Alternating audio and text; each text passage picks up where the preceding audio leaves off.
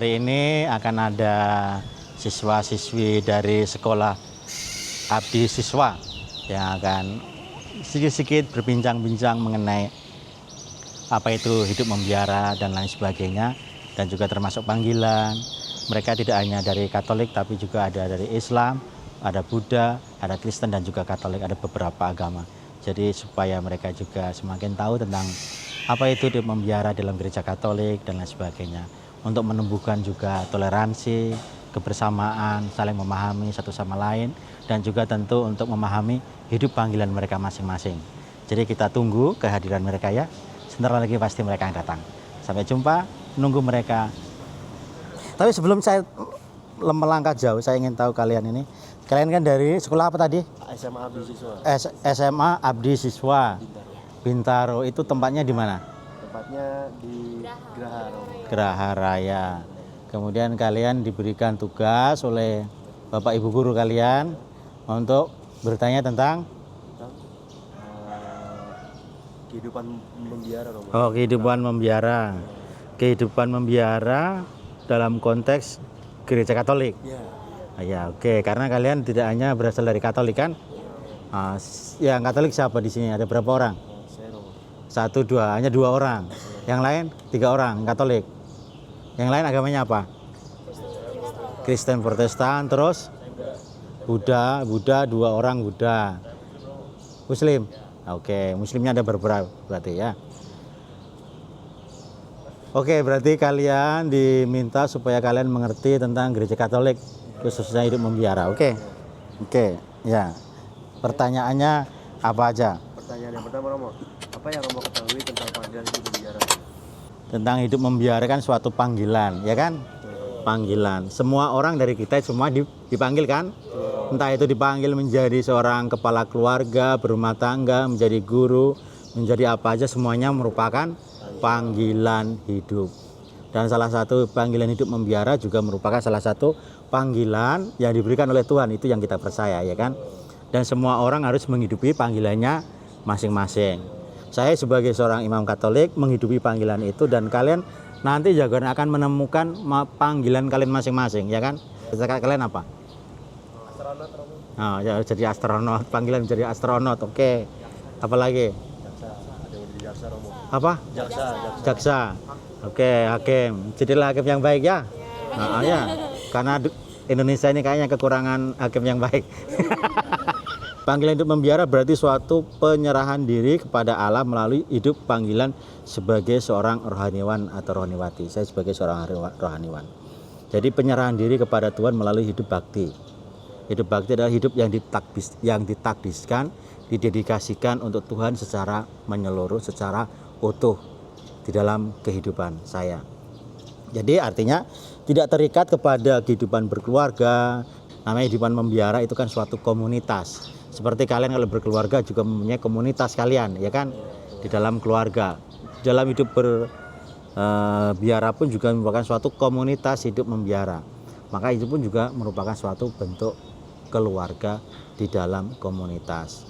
Jadi hidup yang ditakdiskan, hidup yang diserahkan kepada Tuhan di dalam membiara kegerejaan Katolik gitu. Yang kedua, mengapa Romo menanggapi panggilan tersebut, Romo? Ini mungkin perlu saya cerita dulu ya, masa kecil saya kan, supaya tahu latar belakang. Ketika saya masih kecil, kalau nggak salah itu umur sekitar 7 tahun atau 8 tahun ya, atau 9 tahun, waktu saya kelas 3 SD, saya pergi ke gereja. Setelah saya pergi ke gereja, itu gereja di kampung saya namanya Gereja Santo Thomas Rasul. Saya melihat seorang imam, 2 orang suster. Kemudian ketika doa Bapa Kami dinyanyikan itu, suster itu melihat saya, memandang saya dan mengajak saya untuk menyanyikan doa lagu Bapa Kami dalam versi bahasa Jawa, ya kan? Kemudian disitulah saya tertarik, saya tertegun, saya tertarik. Saya ingin menjadi seperti mereka gitu. Itu panggilan awal saya. Kemudian setelah saya pulang dari gereja, tetangga saya menceritakan banyak hal. Saidi itu mengatakan, jadi Romo itu nggak gampang, susah. Karena harus sekolah, harus ada banyak tantangan, harus aja jalan, peregrinasio, dan lain sebagainya. Tetapi tantangan-tantangan itu saya tanggapi dengan katakanlah mudah, nggak apa-apa, pasti nanti bisa. Itu adalah kisah saya bagaimana awal mula panggilan itu ada. Setelah itu saya masuk SMP, masuk STM, panggilan saya itu hilang. Mengapa hilang? Ya, karena melihat anak-anak cantik-cantik ini kan. Oh my God. Panggilan saya nggak ada, hilang gitu aja. Terus kayaknya nggak enak juga panggilan. Karena saya tahu konsekuensinya kalau hidup membiarkan berarti nggak boleh menikah kan. Ya, betul. Nah, tetapi ketika saya masuk STM, ya sama lah punya pacar yang baik, muslim dia dulu. Kemudian setelah saya pikir-pikir ulang, kok setelah saya lulus STM ini kok saya ingin masuk lagi gitu loh. Setelah keinginan masuk lagi, akhirnya saya berhenti selama 1 tahun setelah STM. Saya berhenti, memikirkan, merefleksikan, merenungkan apakah saya ingin masuk atau enggak. Akhirnya setelah permenungan yang dalam, akhirnya saya memutuskan untuk masuk dengan segala konsekuensi yang ada.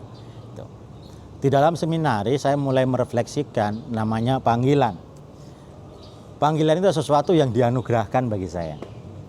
Sejauh kita ingin menolak, kalau panggilan itu ada, dianugerahkan, kita nggak bisa menolak, kan gitu. Makanya panggilan menjadi seorang imam, itu saya yakin dan percaya, sejauh kita ingin menjadi seorang imam, tapi kalau ternyata panggilan atau anugerah panggilan itu nggak ada ya, sejauh kita kejar akan hilang. Karena di dalam perjalanan ingin menjadi seorang imam itu kan tidak mudah kan gitu. Banyak cara. Ya, apakah nanti saya dikeluarkan atau tidak? Ternyata tidak. Karena dulu ketika saya masuk, saya punya prinsip, kalau saya sudah masuk, saya nggak akan keluar kecuali dikeluarkan, kan gitu. Dan ternyata saya membuat beberapa banyak masalah kok nggak dikeluarkan. Mungkin ya inilah mencari panggilan, gitu kan. Ya udah, ya kita nikmati panggilan yang sudah diberikan. Jadi ya perasaan saya senang, saya bangga, saya bahagia menghidupi panggilan saya ini sebagai seorang imam. Jadi ketika saya masuk dan sebagainya, kan mama saya kan mengatakan penolakan dulu. Mama saya bilang tidak usah masuk seminari. Tapi saya bilang saya ingin masuk. Tetapi kemudian pada akhirnya setelah percakapan dan lain sebagainya, mama saya mengatakan, kalau kamu bahagia menjadi seorang imam atau masuk seminari, ya mama akan bahagia.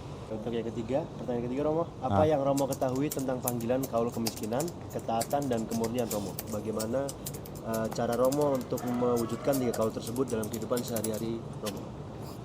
Oke, kita bisa mengatakan itu sebagai 3 nasihat Injili ya. Itulah 3 kaul yang biasa diungkapkan oleh biarawan-biarawati. Mengapa dikatakan kaul? Karena tingkatannya lebih tinggi daripada janji. Nah, kaul kemurnian itu adalah konsepnya, itu kan nasihat Injili.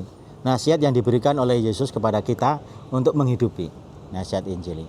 Tentang kemurnian, ada kemurnian hati sebenarnya. Pertama-tama adalah tentang kemurnian hati, bagaimana kita itu bisa mencintai Allah, bisa mencintai sesama manusia dengan sepenuh hati, dengan kemurnian, tanpa ada kedengkian dan lain sebagainya.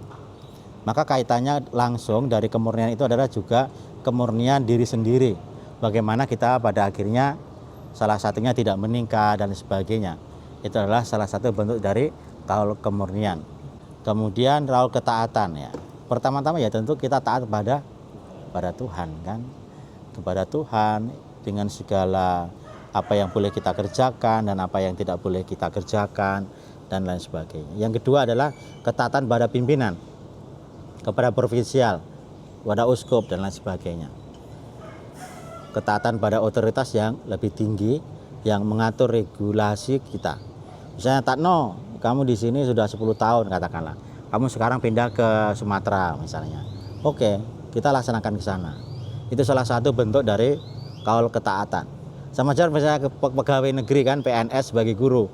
Oh, kamu sudah di sini 10 tahun, sekarang kamu mengajar SMP Negeri 15 di Surabaya misalnya. Itu salah satu bentuk juga ketaatan. Lalu kalau apa lagi satu? Kemiskinan. Nah, kemiskinan itu pertama-tama bagi saya ya. Bagi saya itu bukan semata-mata bahwa saya tidak punya uang, tidak. Tapi kemiskinan bagaimana kita menghidupi segala sesuatu itu dengan bijaksana. Misalnya kamu punya uang 10 juta, bagaimana kamu menghidupi uang 10 juta itu? Apakah saya sekali hari langsung menghabiskan atau kita mau menjaga uang itu dengan sebaik mungkin, kita membelikan sesuai dengan kebutuhan dan lain sebagainya. Jadi sisi lain, misalnya saya sebagai Romo dikasih sesuatu banyak hal dari umat, ya, saya bisa berbagi nggak dengan orang lain? Jadi kemiskinan itu bukan sesuatu yang aku nggak mau berbagi, tapi malah sebaliknya, apa yang kita punya itu saya tidak boleh lekat, tidak boleh oh ini saya punya, tetapi harus berani untuk berbagi kepada orang lain. Terus kita sebagai Safirian masih ada satu lagi kaul yang namanya kaul misi. Kaul misi itu adalah kaul di mana kamu ditugaskan ke tempat manapun dan kita harus setia mengikutinya. Misalnya, Tano kamu misi ke Burundi, ya udah, kita pergi ke sana. Karena itu adalah misi kita untuk pergi sana memartakan Kristus di sana. Itu adalah kaul misi. Sebagaimana Yesus sendiri juga bermisi untuk mewartakan kabar sukacita kan. Nah, itu dia. Apa pesan-pesan bagi kaum muda dalam menanggapi panggilan-panggilan hidupnya? Pesan-pesan untuk kaum muda. Ya.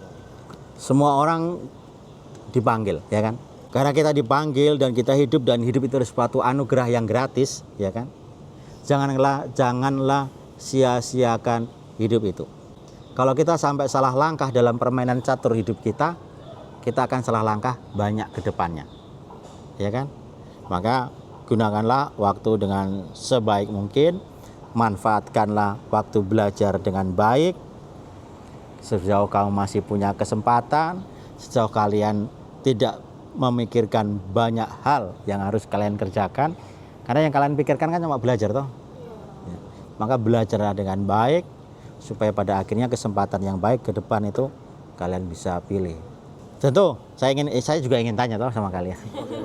Kalian kan diberikan tugas nih, ya kan? Pasti ada poin tertentu yang guru kalian ingin disampaikan kepada kalian. Kira-kira apa? Untuk mengajarkan kita hidup sebagai sederhana, orang-orang yang sederhana, yang ramah dan baik mungkin. Oke, belajar kepada orang-orang yang ramah, yang sederhana. Ya, terus apa lagi? Untuk mengetahui panggilan hidup masing-masing. Ya, oke, bagus. Untuk mengetahui hidup panggilan masing-masing. Terus apa lagi? Ya. Oke, tahu cara untuk menanggapi panggilan. Oke. Yang lain apa? Ya. Saya yakin bahwa mengapa guru kalian membuat ini pasti ada sesuatu nilai yang ingin disampaikan kepada kalian kan? Maka kalian itu istilahnya harus berani untuk membaca tanda-tanda zaman, ya kan? Tanda zamannya apa? Kalian saat ini diminta untuk bertanya. Kalian dari berbagai latar belakang yang berbeda, ada yang Muslim, ada yang Katolik, ada yang Buddha. Kemudian kalian bertanya kepada seorang imam, pasti ada sesuatu yang ingin disampaikan oleh guru kalian ya. Entah itu penghargaan kepada agama yang berbeda, entah itu juga saling memahami satu sama lain, belajar tentang toleransi, memahami tentang hidup keagamaan orang lain, dan lain sebagainya yang seperti yang kalian juga sudah katakan tadi. Jalani hidup panggilan masing-masing dengan sepenuh hati. Jangan sia-siakan kesempatan untuk belajar dan memulai sesuatu yang baik, karena kehidupan itu terus berjalan. Karena kalau kalian tidak buat apa-apa, kalian sudah banyak kehilangan, karena waktu itu terus berjalan.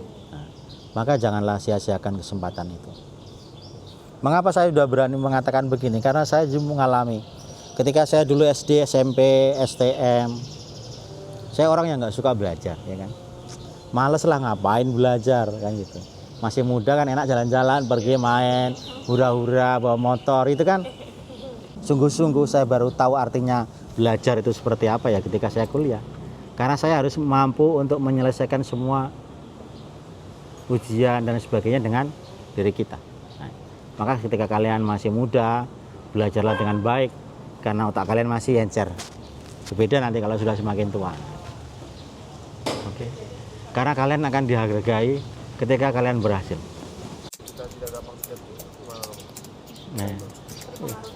Nah, supaya kita tidak jatuh ya. Tidak gampang ya. Maka kita harus memilih juga pergaulan yang sehat. Itu kan yang satu. memilih pergaulan yang sehat. Kita harus tahu mana yang baik, mana yang tidak. Kemudian ya jangan sampai salah memilih teman dan lain sebagainya. Dan dari segi itu semuanya ya, iman kita itu seberapa kuat. Karena kalau iman kita tidak kuat ya pada akhirnya kita juga akan jatuh. Ya.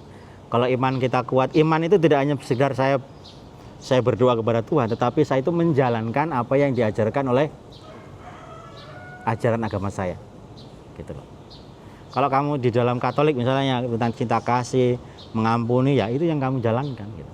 Seperti orang bilang, Tuhan berikanlah saya ketabahan, gitu kan? Misalnya, justru kita akan diuji banyak hal. Mengapa? Karena kita harus diasah untuk menjadi orang yang tabah.